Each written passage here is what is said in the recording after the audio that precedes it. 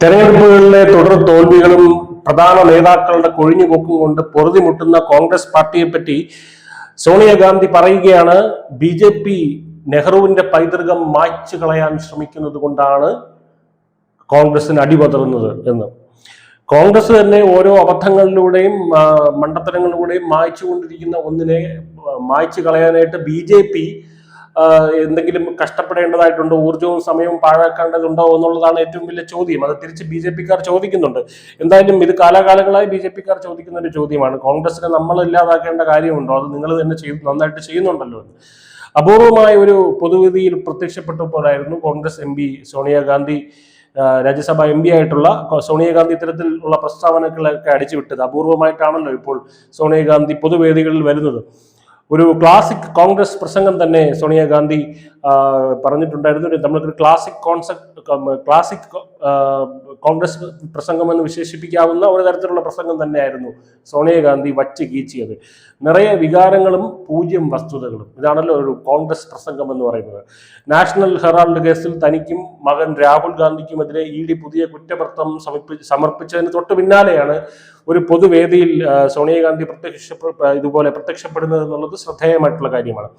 Nehru centre ഇന്ത്യയുടെ ഉദ്ഘാടന ചടങ്ങിൽ വെച്ചിട്ടാണ് ജവഹർലാൽ നെഹ്റുവിനെ ദുഷ്കീർത്തിപ്പെടുത്താനും വളച്ചൊടിക്കാനും തരം താഴ്ത്താനും അപമാനിക്കാനും കളങ്കപ്പെടുത്താനും BJP ഒരു മുഴുനീള പദ്ധതി നടത്തുകയാണെന്ന് സോണിയാഗാന്ധി ആരോപിച്ചത്. എന്നാൽ ഇവിടുത്തെ വിരോധാഭാസം എന്താണെന്ന് വെച്ചാൽ, BJP-ക്ക് ഇനി അങ്ങനെ ഒരു ലക്ഷ്യം ഉണ്ടെന്ന് തന്നെ വെച്ചോ. അങ്ങനെ ഉണ്ടെങ്കിലും അത് BJP-യേക്കാൾ നല്ല വെടിപ്പായിട്ട് ചെയ്യുന്ന ആളുകൾ പുറത്തുണ്ട് എന്നുള്ളതാണ്. ഒന്ന്, നെഹ്റുവിന്റെ സ്വന്തം ചരിത്രം ചെയ്യുന്ന ആൾക്കാർ നമ്മുടെ രാജ്യത്തുണ്ട്. ചരിത്രം എന്നുള്ളത് ഇപ്പോൾ കോൺഗ്രസ് പാർട്ടിക്ക് മറച്ചു വെക്കാൻ പറ്റുന്ന ഒരു കാര്യമല്ല. പണ്ട് പാഠപുസ്തകങ്ങളിലൂടെയൊക്കെ അത് മറച്ചു വെച്ചിരുന്നു. ഇപ്പോൾ അങ്ങനെയല്ല. ചരിത്രം ഇന്റർനെറ്റിന്റെ വരവോടെ നമുക്ക് ഒരുപാട് കാര്യങ്ങൾ ആക്സസ് ചെയ്യാൻ പറ്റുന്നുണ്ട്. അപ്പൊ അതെല്ലാം തന്നെ പുറത്തു വരുന്നുണ്ട്. അപ്പോൾ ചരിത്രം തന്നെ നെഹ്റുവിന്റെ ഈ ഇമേജിനെ ഇടിച്ചു താഴ്ത്താനുള്ള പാതി ജോലി ചെയ്യുമ്പോൾ ബാക്കി ജോലി ചെയ്യുന്നത് രാഹുൽ ഗാന്ധിയാണ്.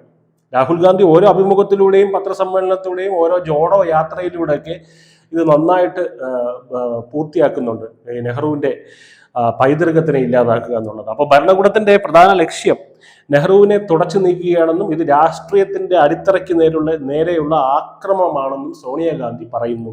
നെഹ്റുവിന്റെ അടിത്തറകൾക്ക് അത്ര ശക്തി ഉണ്ടായിരുന്നെങ്കിൽ എന്തുകൊണ്ടാണ് കോൺഗ്രസ് 44 സീറ്റിലേക്ക് കുപ്പുകുത്തിയത്, അതും 2 തവണ എന്നാണ് BJP ചോദിക്കുന്നത്.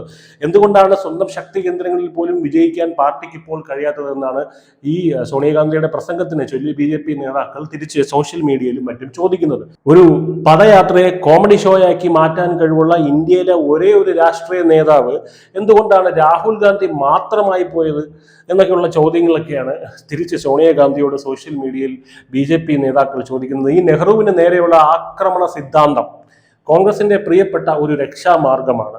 ED വാതിലിൽ മുട്ടുമ്പോഴെല്ലാം, കോടതി പിടിമുറുക്കുമ്പോഴെല്ലാം തന്നെ, അഴിമതിയെക്കുറിച്ചുള്ള ചോദ്യങ്ങൾ ഉയരുമ്പോഴെല്ലാം തന്നെ പെട്ടെന്ന് നെഹ്റു അവരുടെ മനുഷ്യ കവചമായിട്ട് വരും. ഈ ഹമാസ് സ്ത്രീകളെയും കുട്ടികളെയും ഗർഭിണികളെയും കവചമാക്കുന്നത് പോലെ നെഹ്റുവിനെ ഇവർ പിടിച്ച് കവചമാക്കും. ബാബറി മസ്ജിദ് പണിയാൻ നെഹ്റു പൊതുഫണ്ട് ഉപയോഗിക്കാൻ ആഗ്രഹിച്ചുവെന്ന് രാജ്നാഥ് സിംഗ് നുണ പറഞ്ഞുവെന്നും സോണിയ ആരോപിച്ചു. എന്നാൽ സ്വന്തം ആഭ്യന്തര ഫയലുകൾ രാജ്യവിരുദ്ധമായിട്ട്, സ്വന്തം പാർട്ടിയുടെ ആഭ്യന്തര ഫയലുകൾ രാജ്യവിരുദ്ധമായി നിൽക്കുന്ന ഒരു പാർട്ടിയിൽ നിന്നാണ് ഈ ഒരു രോഷപ്രകടനം വരുന്നത് എന്നുള്ളത് വളരെ പരിഹാസ്യമാണ്. വസ്തുതകൾ വളച്ചൊടിക്കാൻ രാജകുടുംബത്തിന് പറ്റാത്തതിന്റെ ചൊരുക്കാണ് എന്നൊക്കെയുള്ള കമന്റുകളാണ് ഫേസ്ബുക്കിൽ വരുന്നത്. വിദ്വേഷം ആളിക്കത്തിച്ച ഒരു പ്രത്യയശാസ്ത്രത്തിൽപ്പെട്ടവരാണ് BJP. അത് ഗാന്ധിയുടെ കൊലപാതകത്തിലേക്ക് തന്നെ നയിച്ചുവെന്നും സോണിയാഗാന്ധി പ്രസംഗത്തിൽ തുടർന്ന് ആരോപിക്കുന്നുണ്ട്. അപ്പോൾ തിരിച്ചു ചോദിക്കാനുള്ളത് 1984 വംശഹത്യ, സിഖ് വംശഹത്യ, അടിയന്തരാവസ്ഥ, ഇന്ദിരാഗാന്ധിയുടെ കാലഘട്ടത്തിലുള്ള പതിറ്റാണ്ടുകളായിട്ടുള്ള പ്രീണന രാഷ്ട്രീയം, ഇതെല്ലാം തന്നെ ഈ പാർട്ടി നടത്തി വരുന്നതാണ്. അതിനെപ്പറ്റി എന്തെങ്കിലും സോണിയാഗാന്ധിക്ക് പറയാനുണ്ടോ? ഇല്ല എന്നുള്ളതാണ് അതിന്റെ മറ്റൊരു കാര്യം. ഇന്ത്യ വിഭജിച്ചിട്ടുണ്ടെങ്കിൽ അതിന്റെ രൂപരേഖ കോൺഗ്രസ് മനോഹരമായ കൈയക്ഷരത്തിൽ ഒപ്പിട്ട ഒരു രൂപരേഖയാണെന്നുള്ള കാര്യം മറന്നിട്ട് സോണിയാഗാന്ധി ഇതുപോലുള്ള ഡയലോഗുകൾ അടിക്കരുത്. നെഹ്റുവിന്റെ വിമർശകർക്ക് ചരിത്രപരമായിട്ടുള്ള പശ്ചാത്തലം അറിയില്ല എന്നാണ് സോണിയ പറയുന്നത്. എന്നാൽ ഒരുപക്ഷെ ഇന്ന് ആളുകൾക്ക് ആ പശ്ചാത്തലം നന്നായിട്ട് അറിയാം. ഒരുപക്ഷെ കോൺഗ്രസിന് അറിയാവുന്നതിനേക്കാൾ നന്നായിട്ട് അറിയാമെന്ന് പറയേണ്ടി വരും. കാരണം ചൈനയുമായിട്ടുള്ള തോൽവി, തുടർന്ന് അവർ 26,000 ചതുരശ്ര മൈൽ പിടിച്ചുകൊണ്ട് പോയത്, കാശ്മീരിലെ പിടിപ്പുകേട്, UN വെടിനിർത്തൽ ദുരന്തം, സാമ്പത്തിക സ്തംഭനം, അങ്ങനെ ഇഷ്ടംപോലെ കാര്യങ്ങൾ എല്ലാവർക്കും അറിയാം. ഇനിയും പശ്ചാത്തലം പറയാൻ നിന്നാൽ നെഹ്റു നാറും എന്നുള്ളത് മാത്രമേ പറയാനുള്ളൂ. ഇഡിയുടെ പുതിയ കുറ്റപത്രം നാഷണൽ ഹെറാൾഡ് തട്ടിപ്പിന്റെ ആഴത്തിലുള്ള വേരുകൾ പുറത്തു കൊണ്ടുവരുന്ന സമയത്താണ് ഈ ധാർമ്മിക പ്രസംഗം നടത്തി സോണിയാഗാന്ധി രംഗത്ത് വന്നിരിക്കുന്നത്. അഴിമതി ആരോപണങ്ങളെ അഭിമുഖീകരിക്കുന്നതിന് പകരം കോൺഗ്രസ് ഹൈക്കമാൻഡ് ഉഡായിപ്പ് നമ്പറുമായി ഇറങ്ങിയിരിക്കുകയാണ്. നെഹ്റുവിനെ രക്ഷിക്കൂ, കുടുംബത്തെ രക്ഷിക്കൂ എന്നുള്ള നാടകവുമായിട്ട് ഇറങ്ങിയിരിക്കുകയാണ് Sonia Gandhi. News desk news India Malayalam.